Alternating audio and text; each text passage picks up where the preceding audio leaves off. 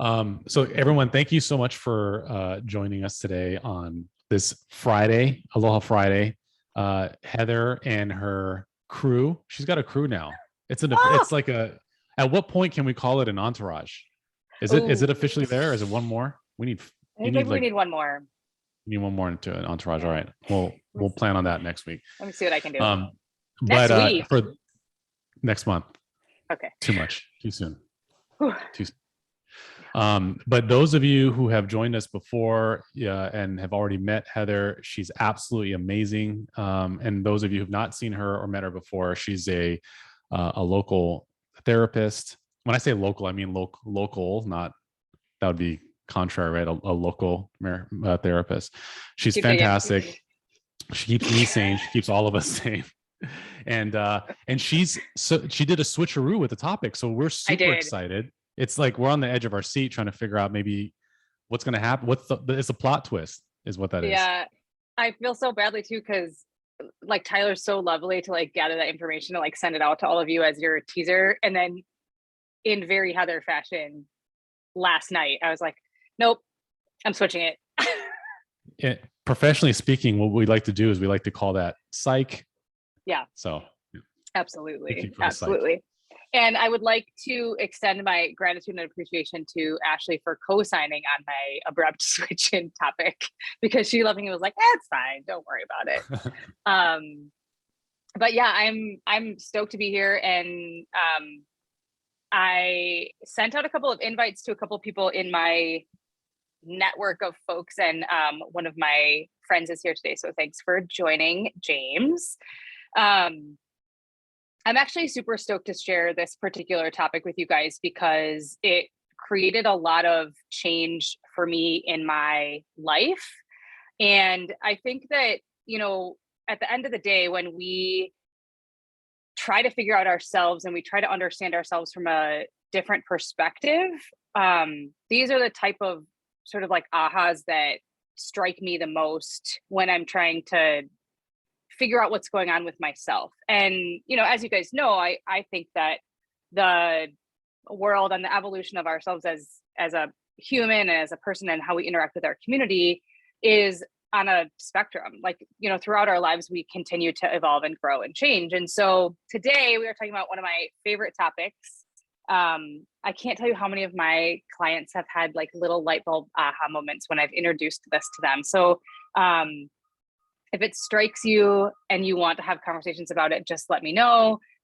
Feel free to talk about it amongst yourselves, but there is a whole book about it called, appropriately, The Highly Sensitive Person.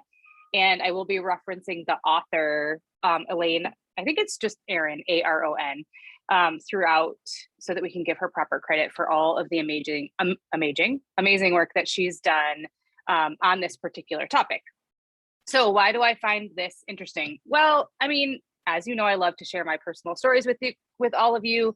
Sometimes they're relevant, sometimes they aren't. But a couple of years ago, my husband and I were sharing a house with two other people, another couple, which is very weird, but actually worked out quite well for a couple of years. Saved us a lot of money on rent. We had automatic, play partners, and like we could go out and have adventures, and we shared the grocery bills and all that other kind of stuff. And so there was a lot of really good perks to having roommates.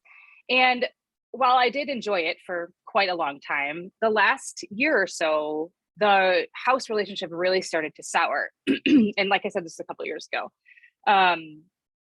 But it was really interesting to me because the male counterpart in that relationship, his name is Jason. I don't think we're ever going to interact again. So I don't know if any of you know him, I apologize. But he and I started to have these like really difficult times communicating. Like we couldn't get on the same page. We often would have these like little biting arguments, whereas our friendship for the 10 years previous had been really healthy. And I thought it was fine.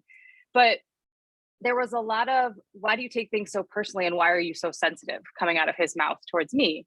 And I remember just thinking to myself, like, I don't fancy myself a very sensitive person. Like I have some tough skin, and like I'm pretty able to handle a lot of like really savage experiences and a lot of like really kind of nasty people. I've been, spit at, I've been tossed against windows. I've been told to F off probably more times than I could absolutely count. And so I don't really consider myself, you know, very sensitive, but I do have a tendency to take things personally that, you know, other people's behavior directly impacts me or is directly as a result of something having to do with me. And so I started to have these like really kind of angry, upset emotions towards him and our friendship. And I started to shut down. And I thought to myself, like, what is going on with me? And I talked to another therapist of mine and she's like, well, you're probably highly sensitive. And I was like, no. I don't think that that's what this is. I think this is just something going on in our friendship. And she said, no. I think you might be a highly sensitive person. And I was like, okay, but I just explained to you that I'm not. And she's like, no, it's a whole concept. And so she introduced me to this book, and this book created an opportunity for me to understand my behavior in a totally different perspective. Rather than it being something quote unquote wrong with me or something that I'm doing wrong, it's a phenomenon that helps to explain my behavior. And so I'm going to do a little kind of rabbit hole dive with you guys and introduce you to this concept. And if it resonates with you, fantastic. If you've heard of it already, please feel free to interrupt me. As always, you can chime in with your comments. You can use the chat screen too. So, but the reason I find this so interesting is because it's actually relatively new. The research just really started in the early 1990s. And for those of you that still think that's 10 years ago, I'm on the same page as you. Totally get it. But it's actually more like 30-ish years ago, maybe closer to 40. But this research is super new. And so it's adding this layer of human evolution in helping us understand how we interact with each other, that sometimes it really isn't about us. It's just about understanding why we interact in relationships and situations the way that we do. And so Elaine Aron, the author of the book, and Arthur Aron, which I think is her brother, but I mean, her husband, but if it's her brother, I apologize. I did not dive that deep into the research of it, but she coined this term highly sensitive person because a lot of the traits and sort of personality stuff that comes along with being a highly sensitive person or an HSP are around sensitivity to things. And so she thought it was appropriate to just kind of sort of coin it that way. Since she introduced it, and just little tidbit of information, she introduced it as a tool for therapists to use to understand their clients better. So as a psychologist helping other clinical professionals understand their clients better, it obviously was going to spark some interest. And so it's incredibly important that people who do clinical work understand behavior in different ways so that we can constantly evolve the way that we understand ourselves and we understand other people. And interestingly enough, since that research started and people started to do more kind of wider birth research, HSPs actually make up about 20% of the general population, which is a very significant amount of people when you think about it.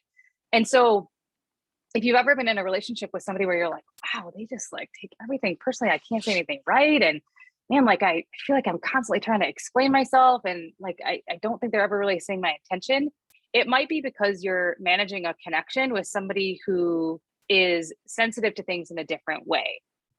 So how about this though? But I'm an introvert. So isn't that the same thing? Like, can't I just say I'm an introvert and sort of exit stage left? Well, interestingly enough, introverts and HSPs are actually quite different. For those of you that have done introversion extroversion studies, I know for a fact, I'm absolutely confident that KW has talked about this because it's incredibly impactful in the study of how we develop human relationships in the workplace. The biggest difference is that introverts are a category of people who are more efficiently able to recharge when they're alone or when they're in very small groups of people. So HSP, or highly sensitive people, is actually a phenomenon that's happening neurologically in our brain. And so it's something that argument could be said that you're born with. Argument could be said that you can't just change because you decide that you're going to change. And introverts can actually be quite social people. Highly sensitive people tend to be less social, but can also be extroverts. And so it's super interesting when you start to dive into the research that HSPs actually have nothing to do with being outgoing or ingoing. It's about how you handle that information or how you handle that stimulation. And while introverts may require a little extra time to sort of analyze or be thoughtful or, engage in information, HSPs just tend to actually take that piece of information, internalize it, and then process it that way. And they often have to do that independently. Alan, did you have your hand raised? Yeah. Is there like a delineation between like a highly sensitive person and just a sensitive person, like from this book's perspective, or your perspective?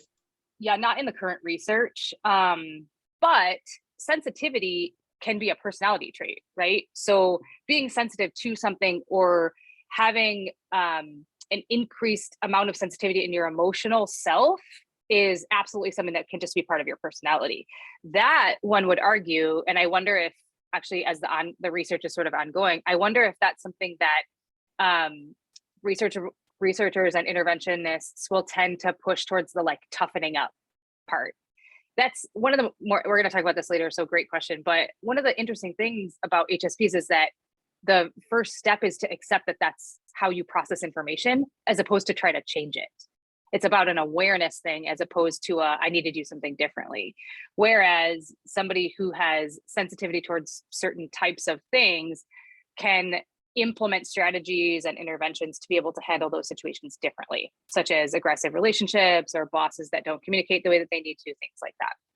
So I just want to make sure that I'm planting a little seed to let you know that not only are introverts and HSPs different, HSPs are actually like 30% of them are extroverts and have a lot of fun socializing and being out in big groups of people. They just tend to get overstimulated and overwhelmed very quickly. So now we're going to ask the great question. Are you a highly sensitive person? So this website, hsperson.com, was started by Elaine and her husband / brother / cousin. And it is a wealth of information. There's quizzes, there's articles that you can read, things like that. So some of my research and some of the stuff we're going to talk about today came from that. Please feel free to check it out if that's something that you want to dive into deeper. Just to put a little plug in for my community, you can also talk to a therapist about this and do a deep dive into how your life has contributed to being or not being an HSP. But what does this mean? Well, at the sort of like broadest big picture of it, being an HSP simply means that you're probably going to feel things very, very deeply. And one of the things that in the very beginning of the book she talks about is it doesn't matter if these things are good or bad or categorically good for you or bad for you, you just feel things deeply. And so if you ever wonder, like, why am I still stuck on that? Or why am I still thinking about that? It could be because this is something, a personality trait that you are just continuing to feel. And it's not something that you need to turn off or turn on, but rather something that you need to understand in a way that you can use it to best serve yourself. And in addition to that, serve the relationships that you're in so that other people can understand how to communicate with you better. Secondarily, I love this middle one. A highly sensitive person is a term for those who are thought to have an increased or deeper central nervous system sensitivity to physical, emotional, or social stimuli. I'm going to take a little breath after that because that is a lot. And basically what that means is if you've ever worked with me one-on-one or in a small group, we talk a lot about how things interact with your parasympathetic nervous system, right? Our bodies are not machines that you can turn off and on. There's lots of things working and tossing around and like old ideals that we believe and relationships that maybe taught us stuff or taught us things that we didn't want to know. We've had people treat us badly. Essentially, somebody who defines themselves as an HSP really can't help but have increased sensitivity to all the things that they experience. So this is being in a crowd. This is being with your family. This is being with one other person. This is being on a plane. This is being at a music concert and feeling overwhelmed and like you have to escape. All of those things that are stimulating you are things that your central nervous system is having a really difficult time processing. So Acevedo actually took this and specifically studied just the social stimuli because there was such a wide berth of therapists who really wanted to understand how this interacted with what we define as social anxiety. So folks who don't feel anxious in any other situation except socially, whether it's small group making small talk, large group getting on stage and giving a presentation.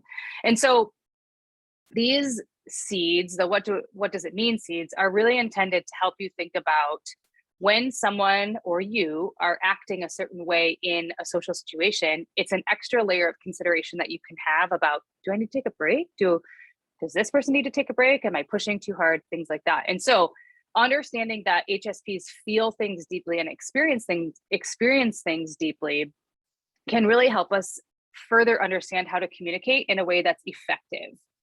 So there's 4 main characteristics of a highly sensitive person, according to this specific research. Mind you, she's really the only one that pioneered this. And so the research that has come out of this hasn't actually changed much. People have gone into some specifics about these particular pieces, but nobody's really changed sort of the fundamental research. So the first is depth of processing. And essentially it means that we process information and emotions more deeply than folks who are not highly sensitive. So let's say, I'll use myself as an example because that seems to resonate with you guys very well. I have a mentor. He's one of the most incredible human beings I've ever met. I met him the year after I moved here. And he has taught me so many things, but essentially taught me the fundamentals and the foundations of the Aloha response. So what it means to actually live and breathe and embody the tenets of Aloha. And what it did was help me understand what it means to live in Hawaii, right? And he was diagnosed with cancer last year. It is not looking good now. And some people can take that information and process through it logically and allow that to exist the way that it does. As a highly sensitive person, what I do with that information is process it over the course of many days, sometimes in situations that I wish it didn't pop up in. For example, this morning, I was walking on the treadmill, doing my little warm up before I did my workout, and I'm crying on the treadmill because I'm watching Ketanji Brown give her speech on the White House lawn, and I'm thinking about my mentor and how I'm sort of waiting for the text message that he's moved on, and I just have to let it out because that's just the way that my system operates. And it was really interesting to me because when we found out that that hospice was coming in, my little cohort of people who I'm connected with all called me and said, "How are you?" And I had no idea. Like I'm not able to process an emotion or news like that instantaneously. I can do a lot of things flying by the seat of my pants, but processing my emotions is not one of them. And so that was Monday. It's taken me till today to really be able to have any sort of emotional reaction to that news. And we still don't have an answer. Like we're still sort of in limbo. So folks who deal with increased sensitivity can sometimes have inappropriate reactions to the immediacy of news or have a reaction that feels inappropriate. The second characteristic is overstimulation. This is the easiest one for us to see and recognize. We're often really overwhelmed by a lot of information coming at us at once. I think about how much I love concerts. I love going to see music at any sort of venue, but I'm significantly more uncomfortable at the Blaisdell than I am at the Republic. And it's even more interesting to me because it seems like the Republic would be the place where I'd be frustrated, right? It's like small, super dark. The lights are always really bright. The noises are very loud. But for some reason, because it's smaller, it feels less impactful. Whereas when you go to the Blaisdell and you like look out at the crowd or down on the crowd, because I'm usually in the nosebleeds at the very top row, just being grateful that I'm there. And it just can require you to have to exit those situations a little bit more often because our nervous systems can't process that amount of stimulation in what would be like an appropriate or effective sort of normal way. And so not only is it taking us longer to process information, it's also overstimulating to have that amount of information coming at you at once, whether it's physical, visual, mental, social. So because our nervous system is more sensitive to this type of stimulation, it actually takes less to overstimulate us too. And so really at the end of the day, we just have to be really aware of putting ourselves in situations where we're going to feel anxious and nervous and overwhelmed. And I think this third one, right? So going back to the relationship with my ex roommate, like this is where I think if I had known what I was dealing with or what I was managing, I would have been able to tell him, listen, I'm going to have more reactive emotions and reactive comments and conversation when you come at me, because I tend to have a stronger response to any sort of feeling like I need to be defensive. So this idea of emotional reactivity, anyone who deals with anything related to your central nervous system or your parasympathetic nervous system, you're going to react to things in a very emotional way without really even being able to stop them. Now, when you work through this type of challenge with therapists, clinicians, social worker, whatever, what you'll tend to work on is relaxation and meditative processes to help you lower your baseline of anxiety so that you feel less anxious overall. But you do have to be aware that both positive and negative, so like buying a new house, getting into an argument, experiencing death, all of those things are going to elicit a much stronger response to whatever experience you're having. So I told you there was 4. There's only 3 on the slide. I recognize that I'm not great at math, but the 4th one gets its own slide because I think it's very impactful. And for those of you that also have some specificity sensory processing things, the way this word is spelled is going to drive you crazy on this slide because it's driving me crazy. So it's the subtleties. Because it looks like it's supposed to be subtitles. It's not subtitles. It really wanted to autocorrect to subtitles, but highly sensitive people are incredibly aware of subtleties. And when I read the book and was doing some of my own work, I realized this is what makes me a good therapist, right? Because it's the stuff that you notice that often other people don't. And sometimes we're noticing things even more than we're aware we're noticing them. And then from there, Chad just got so excited to type some that and immediately said no. Well, Chad, yes, it's a lot. Sometimes we are aware of things. We're not even aware that we're aware of them. And we're wondering why we're overwhelmed, right? Like we're wondering why am I not enjoying myself? Like, why am I constantly looking around? Why is my heart beating faster? And it's because our subconscious system is noticing way more things than even our conscious mind is aware of. And so it can be anything from like noticing that somebody got a haircut to noticing that somebody who always wears jeans is wearing a dress, noticing that somebody, is like, tapping their foot or shaking their leg, whereas normally they're like a super calm and non-reactive person. Amy, I see your comment, and yes, HSPs share a lot of similarities with folks who are on the autism spectrum disorder, but we definitely don't have enough time to talk about all the sort of nuances of that, but that is an excellent observation. And now you've planted the seed for me to talk about that in the future. So thank you for that. And the interesting thing about sort of HSPs and why this struck me so much is I think this is actually the most striking one that I deal with. But picking up on another person's unintentional cues, whether verbal or nonverbal or mood changes, or somebody who was like trustworthy in the past, but now you're skeptical of, like, I think you guys, I think this happens to me every day.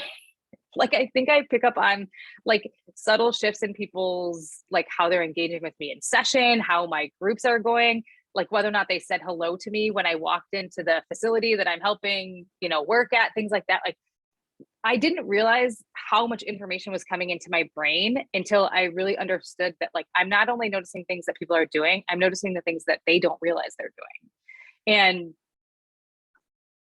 now that I've done this sort of deeper dive, it's very typical of my day. Like, I get it. Like, it's just part of it. But folks who either don't understand or don't know the concept of HSP, or are not highly sensitive, think it's like, what are you even talking about? Like, I didn't even notice that. My husband, who I love more than life itself, but often is the subject of my examples in especially monthly mindset, is not highly sensitive. And so he'll be like, what's going on with you? Why are you being weird? And it's because there's like lights and people talking and loud music, and I can't focus on what he's saying. And so it's become like a pretty big source of like ongoing discussion in our relationship about how sometimes I just have to be able to say like, oh, it's just a little too much right now. And he sort of gets that. So thankfully he's understanding about it. Hi, Joanne, glad you're here. So anyway, those are the 4 sort of main characteristics, and many of the things that HSPs deal with fall into one of those 4 categories: overstimulated, being emotionally reactive, noticing an excessive amount of subtleties in their environment. So to put it in some super plain language, here's some of the things that are signs that you could potentially be a highly sensitive person.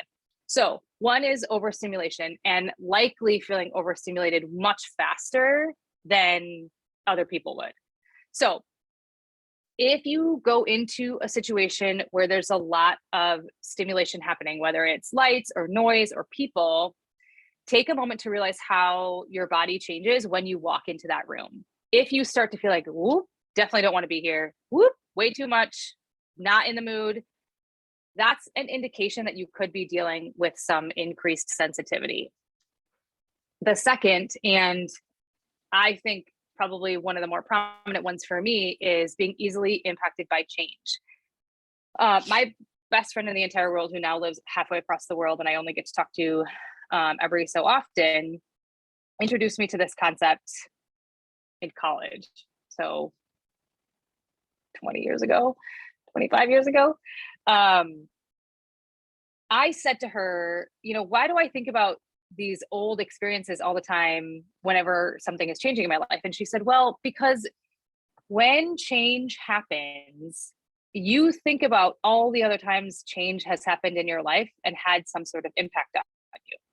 And even if it's a really good thing, like buying a house, like having a child, like getting married, like getting a great job, all of these things are wonderful for the majority of us and most of the time, but it's a change. It signals a change in routine. It signals that you might not be able to do the things that you were able to do before. You might have to shift, when you do your self-care. It might have to shift like when you're able to concentrate on work. You may have to shift like how you communicate with somebody else. Like maybe you used to always go grocery shopping on Friday night because that's when the grocery store is empty. And now your new partner only wants to grocery shop on Saturday mornings when there's 7,000 people at Costco. So being easily impacted by change is definitely one of the more primary signs of high sensitivity. The third is increased sensitivity to all of your senses: sight, smell, sound, touch. A lot of HSPs are really impacted by a lot of people and a lot of sound, because sound is something that you can't quickly shift. So when you're overwhelmed by people, you can often exit a situation or find some quiet space. But with volume, it's usually less controllable. And so that's where that overstimulation tends to happen very quickly. A significant part of the book that we're not gonna be able to go into today, but if you guys are interested, we can dive into it later, and another mindset, is this increased awareness of our pain and our emotions. So not only are we feeling things more deeply, but we're much more aware of feeling them deeply. And then we tend to go into punishment thinking about, why do I feel this way? And like, why am I still struggling with that? And in addition to that, let's say you've had the 5th or 6th conversation about the same issue with a friend or a colleague or a boss. And that person goes, oh my God, why are you still dealing with that? Like, what is going on with you? Like, just let it go. Well, it's because we can't. It's because we need to be able to process it until it's actually processed. And sometimes that can take a lot longer.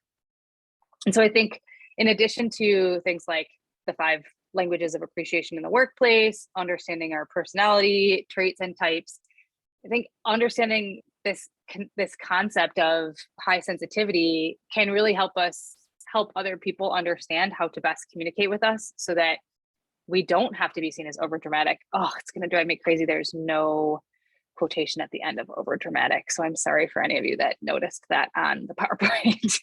I will fix, I know, Alan, I will fix it for the next one. But here's a few signs that can indicate to you that you may be dealing with a level of HSP. Some of the research specifics that I found really interesting is, listen, this was consistent across the board with all HSPs, no matter what level. They abhor violence, like almost to the point where seeing or hearing about violence can hurt them physically, even if they're not the victim of it. So think about things like, I can't watch the news anymore because all we're doing is talking about war. It's not that you don't care about what's going on in the world. It's that your central nervous system literally cannot handle that influx of information. There's nothing wrong with that. We just have to choose to get our information in different ways or have it filtered in different ways. A huge perk of being an HSP, we all tend to be very low maintenance, relatively easygoing. Once you know what we're dealing with, we tend to have very simple needs. We need a little bit of quiet time. We need to be very aware of what types of situations can overstimulate us. And we tend to be relatively good-natured about things. So while we may feel emotions more deeply, we definitely tend to be simpler to manage and simpler. Yes, James, absolutely. The propensity for violence affecting us, definitely video games, interestingly enough, movies, and even people having conversations about watching it in movies can be one of those things that really strikes HSPs. One of the things that feels a little less low maintenance for HSPs are that it takes us a long time to make decisions. And so even if we make a decision quickly in the moment, it can be very tricky and difficult for us to actually commit to and have that decision feel normal or feel like what we want it to feel like. It's partially a processing thing because it takes that information a little bit longer for it to process through our brains, but it's also because those decisions feel very impactful. And so the amount of information feels like it's very important, leading to whatever's on the other side of it. This is such a typical trait of kind of me and what I manage, but you can have a day where 7,000 things happen that are amazing, like life-changing. You can get a raise, plus you can get less responsibility with your raise, plus your boss says, actually, I think you should take over my office because you deserve an office with a door that you can close. You can win a free car. You can have somebody pay off your student loans. You have all of those really amazing things happen, but then one guy cuts you off in traffic, and that becomes the thing that you remember about the day. And what's really interesting about that sensitivity is it's because it takes way longer for you to process that information. So all of the good things, yes, are being processed, but that one bad thing just shifts you because you have a physical sensitivity to things that are negative and things that overstimulate you. And your change, while beneficial, is affecting you in a different way than this one kind of negative thing.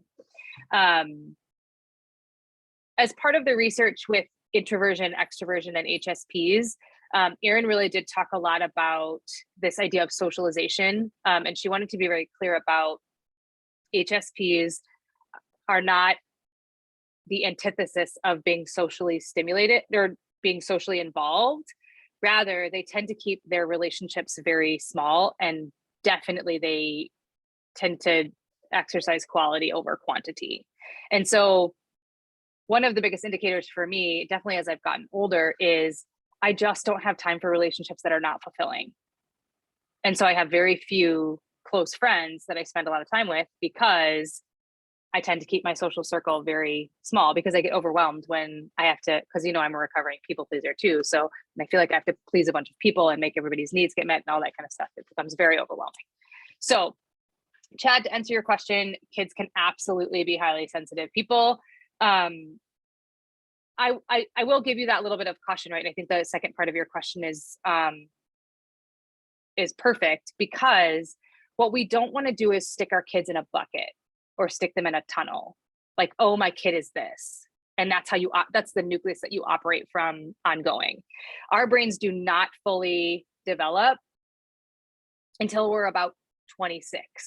And since we only understand, 10 to 20% of what the brain actually does, pigeonholing your child into operating a certain way or reacting to them in a certain way can cause us to miss things that happen as they're developing. So yes, kids can be highly sensitive. I would absolutely be aware of things like that. And I think that awareness can help you relate to and ask different questions, as opposed to, my kid's highly sensitive, so X. Amy, I really got to tell you, it's not that I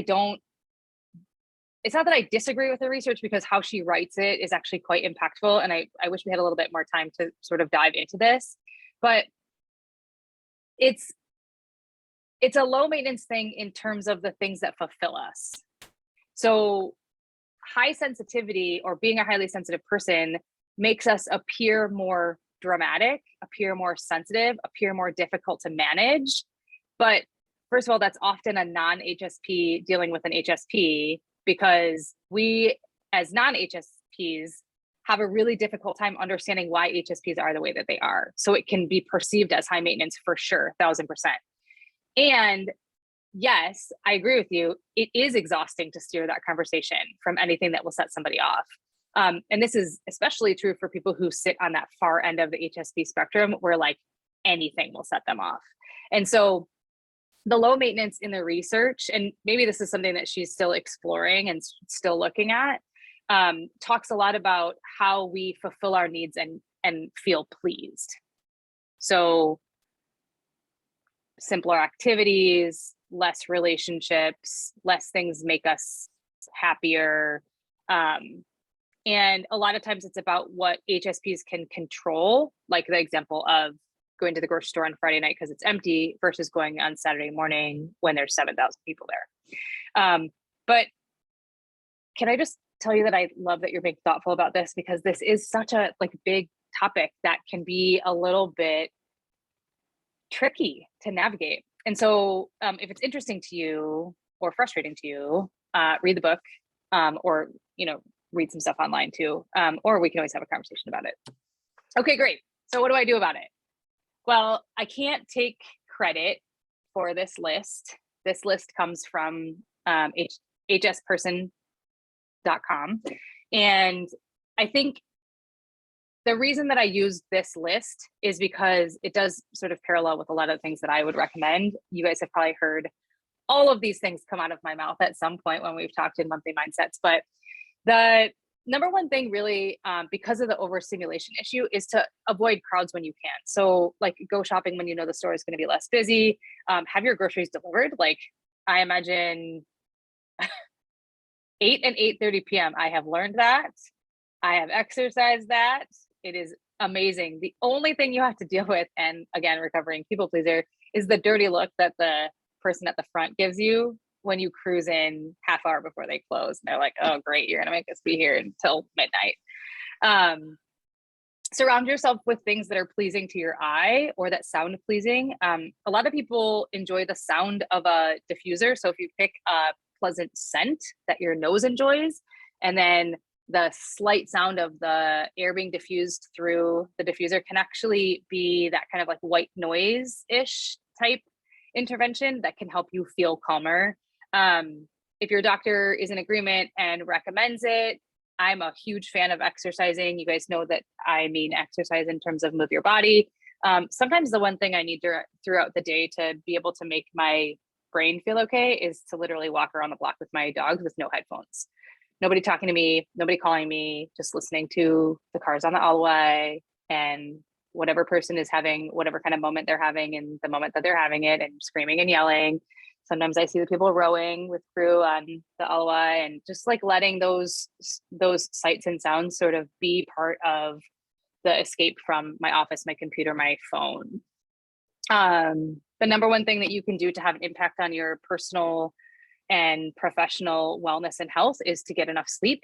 Sometimes that's 6 hours, sometimes that's 9 hours, but getting enough sleep and getting consistent sleep is going to be one of the most impactful things that you can do for your overall wellness. And folks who are highly sensitive and easily overstimulated, sleep is one of the more restorative things that we can do. If you can nap during the day, kudos to you. Husband's the champion of falling asleep, and literally 21 minutes later, he will wake up refreshed. Very envious of that talent that he has. Wish it was teachable. Meditation, deep breathing, and relaxation techniques will always be beneficial for you, whether you're an HSP or not. I did take the next one. I shortened it because it said, keep your self-talk positive, put a note on your mirror and read that note every day out loud to yourself. And the idea of doing that actually gives me a little heart palpitation because I don't like somebody hearing me read something out loud to myself. That's a positivity about me. So if you like that idea, go ahead and use it. But mine's more of sort of an internal dialogue about, I can totally handle this. I'm choosing not to feel overwhelmed. I'm going to walk through this. I'm going to manage this to whatever extent I can. Learn how to say no. I'm terrible at it. All of you know that already.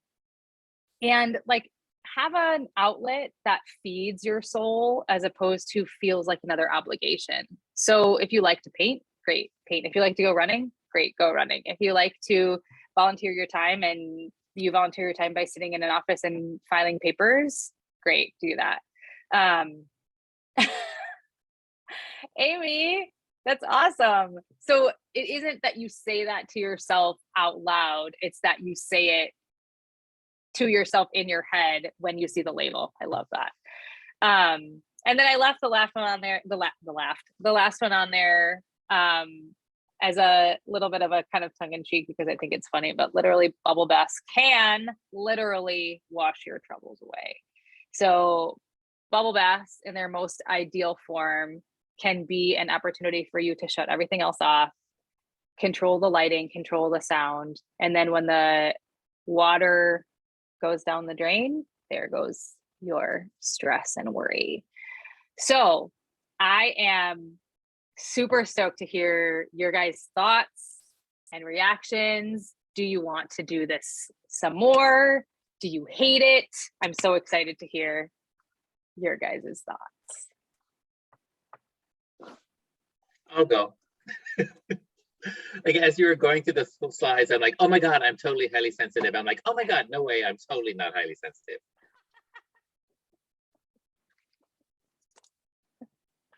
So you had a highly sensitive reaction to the highly sensitive seminar? I guess I mean, like some of this stuff, I'm like, oh, okay, I can see myself having some of those attributes, but I'm like, I don't have some of these attributes. So I'm like, okay, I guess I just have to schedule time with Heather to get like the official diagnosis. Just so you guys know, the version 5 text revision for the Diagnostic and Statistical Manual of Mental Disease and Disorders just came out and I ordered it. So it will be here next week.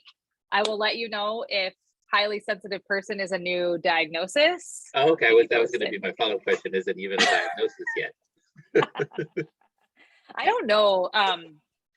OMG, I have HSP. Right? Exactly. Like maybe it's just HSP because everybody's operating in. Yeah. But yeah, Ellen, I think that's a really common tendency when we talk about stuff like this. Like when we did the presentation on anxiety, everybody's like, oh yeah, I totally have anxiety. But managing feelings of anxiety and having an anxiety disorder are two very different things. Yeah, because it's gonna be like you. I don't know if you shared this. You know, my paraphrasing of it is like the stuff you're presenting to us is very like 30,000 foot level. And we will have a tendency to try to self-diagnose ourselves. Which isn't like a good habit, or we shouldn't try to do. So like it's like, but you just can't help it. You just can't help it. For those of you that were here last month, you know that Ashley works with ChangeWorks and she's a licensed clinical social worker. I don't know if this happens in social works grad school, but in therapist grad school, we all diagnose ourselves with every single thing in the DSM, especially in our diagnostic class. Amy, here is the book. It's called The Highly Sensitive Person, and it's by Elaine Aron. And she's done a couple of kind of cool like workbooks and evolutions of HSP. In fact, Chad, I'm gonna Google this when we're done, but I think she might have one for kids, which would, be interesting kind of overall. But yeah, remember, like we talk about with all things, understanding other people's behavior doesn't mean that you have to fold or acquiesce to that. Like, other people's behavior can actually teach you something about why you don't want to be in a relationship with them, or why you want to limit your relationship with them to whatever boundary you need to set. And so you guys may not like that I have a tendency towards sharing a lot of my personal stories, and that may not resonate with you. So monthly mindset might not resonate with you. That doesn't mean that I'm doing anything wrong or that you're doing anything wrong. It just simply means that the connection isn't there. And so same with HSPs, right? Like, if it's difficult for you to manage the amount of overstimulation or emotional reactivity that they manage, then limit your interactions with them, or, establish your relationship in a different way so that you feel comfortable and you feel safe in that relationship, not so you can yield or bend to the things that they need. Does the book touch on techniques or approaches to better and more effectively interacting with highly sensitive people? I mean, and I kind of, as I'm thinking through this question, that kind of also requires a little bit of self-diagnosis on, someone's part, to like, they might presume or not, think like, oh, they're doing this, they're doing that, they're doing that. Oh, they might be highly sensitive. Oh, I need to, like, maybe I should apply these type of, techniques to make communication flow better or something. Yeah, the short answer to your question is yes, the book does talk about that. We can also talk about that if it's interesting, or if you find that there is a large amount of HSPs in your office space or on your teams. It can be something that can actually help both sides of the coin, right? And it's such a good question. Alan, you always ask questions that are poignant about how you understand other people's behavior better. And I appreciate your openness to understanding where other people come from, because it really does help you meet that person's needs in a different way. And I appreciate that about you.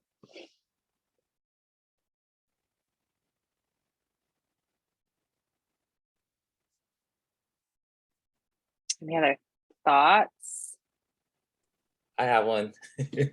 So thank you so much for doing the subject, because I never would stop to think like how highly sensitive I can be. Because I used to always think, oh, I'm not that sensitive. And I'd fight with my other half and I'd be like, you're so sensitive, you're so hypersensitive. And to think about, like, when you're talking about how overstimulated we can get, like, I mean, I'm that type of person too. Like, I think the last time I went to the Blaisdell, it was a huge concert. It was for Janet Jackson.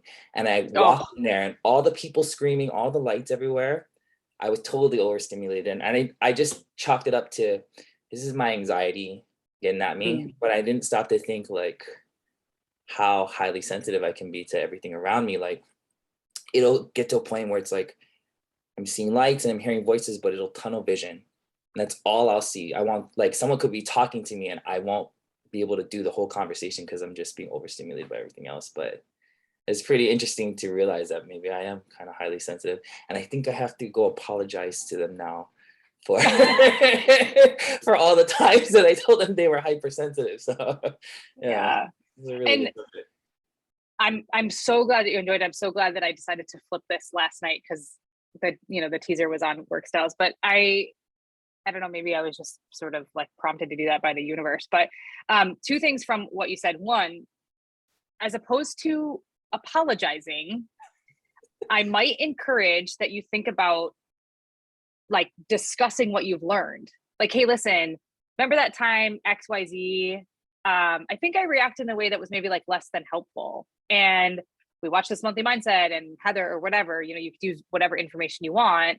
One thing I learned is when this happens, people can get like super reactive or super overstimulated.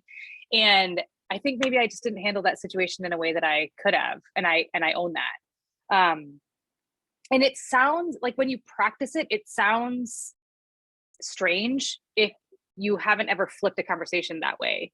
I have a tendency to do that in my relationships because it's just part of what I've been doing for the last 15 years. So it's sort of automatic behavior. But acknowledging something like that without necessarily saying like I was wrong, because I don't necessarily think you were wrong. I just think you didn't have the information that you needed to be able to have like a more effective conversation about whatever was happening. Maybe that person was being super sensitive and there was no reason for it. You know, that does exist. Yeah. And the second part, so that'd be my first encouragement, totally unsolicited. But the second part is, in order to be an HSP, you don't have to have all four of those things. These are just the categories that HSPs deal with. So it sounds like maybe yours might be more overstimulation, but the other stuff maybe doesn't bother you as much. So just a thought. Nice. Thank you. Yeah, sure.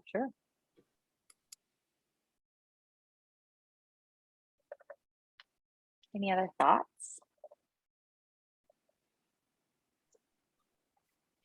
Since it's all quiet, I'll your last conversation, you know, about I'm not sure how to present the information, but this is kind of off topic maybe, but you know, I agree in the situation that you're sharing with Samson, that like he really doesn't owe anyone an apology, that it just is what it is, you know. But sometimes I feel that, you know, the person on the other side, they feel like they need an apology kind of thing. And like sometimes that is really the easiest course, to like just get out, I'm sorry, you know, and then it's pow. But then sometimes but I can also, you know, I can also see where that might like chip away at you, because you're like, I really didn't do anything in the wrong. I don't feel like I need to apologize kind of thing, but I just don't want to deal with this anymore. So like, I just want it to be power already. So sure. What are your, like, I don't know if that's a completely other conversation that we need to have at some juncture, or if you have some parting thoughts on that kind of situation. I definitely have thoughts on that. Probably more than 5 minutes worth, because that's just what I love to do. But in the kind of short stack version, apologies tend to put us in a place where we feel like we need to defend our behavior. And so when we take ownership of something without automatic, and I agree with you, sometimes apologies just are like, I'm sorry, I acknowledge my behavior, it won't happen again. And then everybody can just sort of move on.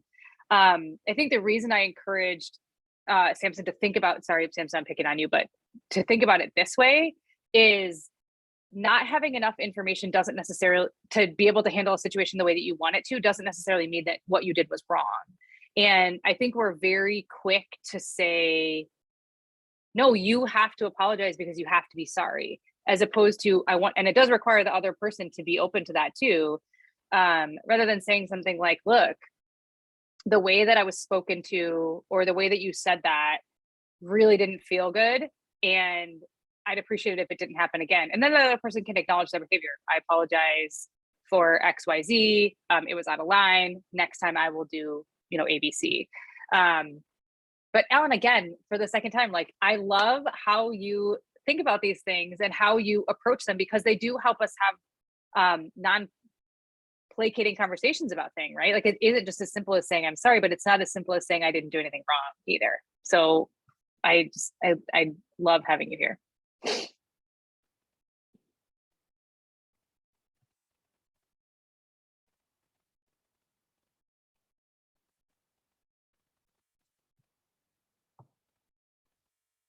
Chad's waiting just long enough for it to be slightly uncomfortable waiting. It is 10:57, so I suppose we should maybe not launch into another topic or another set of questions.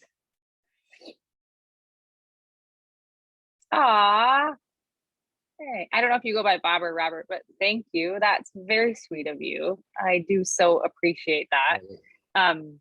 Robert? I'm like Alan, I think, oh, I'm this, and every session I'm like, oh, am I a mess? But anyway, but no, yeah. I really appreciate that. I'm going to buy the book because I'm intrigued to learn more about it. Nice. Thank you. I don't have any affiliate links for you, so you just got to buy it outright and pay the author. Thank you. And you know, the interesting thing about this too is, like, I have, I think, 15 diagnoses at this point. Like, I've diagnosed myself with every single possible thing. Like, every feeling I've ever had has now become like a diagnosis. But Yeah, I mean, I want you guys to come away from these sessions with like just increased information that help you not just like understand how you interact with the world, but understand how to help other people interact with you. I think that's such an important part. Amy, it's super effective.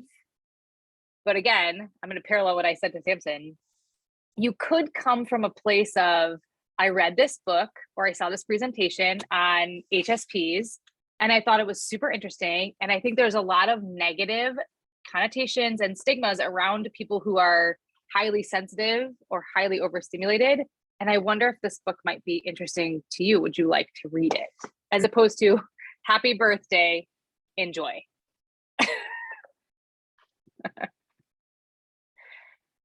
But great question. Buy the book by the case. Right? Like literally just buy 40 copies of it and just hand it out at every KW meeting. Heather talked about this, so y'all are reading it now. I think Robert's approaching it like, here, read this before you have a conversation with me. Yeah. Maybe. I've never been accused of being highly sensitive. I may be, but I've never been accused of that. This is a super interesting topic. I don't think there's a lot of information that's out there. Maybe we should do a round two. I went to my doctor and told him I had HSP, and he gave me a prescription to penicillin at long. So clearly there's a disconnect. And no, but my cough went away and some other things went away too. So it's perfect. It's a win-win.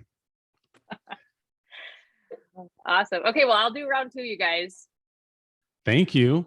Yeah. Guys, I appreciate you taking you. the time. Heather, we always look forward to your monthly mindset and now your fake outs and your psychs from monthly mindset. Feel free to do them anytime. Keeps us on the edge of our seat. And for everyone else, thank you so much for joining us for some non-sales related, non-real estate related, but good mindset kind of stuff. So hope that you guys have a wonderful weekend, and we will see you next month. Take care, Thank you, everyone. Hallelujah, everyone. Bye. Make it a great one.